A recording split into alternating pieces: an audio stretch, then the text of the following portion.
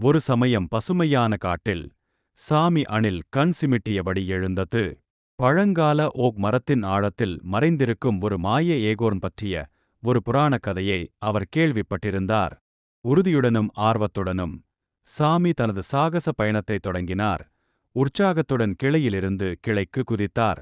சாமி காடு வழியாக பயணிக்கும்போது ஓடிக்கொண்டிருக்கும் ஆற்றை கடப்பது, குறும்புக்கார ரக்கூனை கடப்பது போன்ற சவால்களை எதிர்கொண்டார்.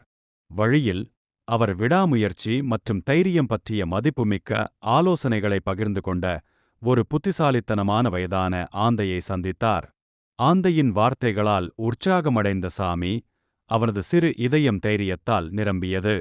இறுதியாக, தொடர்ச்சியான சோதனைகள் மற்றும் இன்னல்களுக்குப் பிறகு சாமி கம்பீரமான கருவேல மரத்தை அடைந்தார்.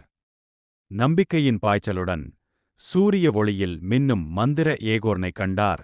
அவர் அதை தனது பாதங்களில் வைத்திருந்தபோது ஒரு சூடான பிரகாசம் அவரைச் சூழ்ந்து அவரது ஆவியை மகிழ்ச்சியால் நிரப்பியது. உண்மையான மந்திரம் மத்தளத்தில் இல்லை என்பதை சாமி உணர்ந்தார். ஆனால் பயணத்திலும் அவர் வழியில் கிடைத்த நண்பர்களிலும் இருந்தார்.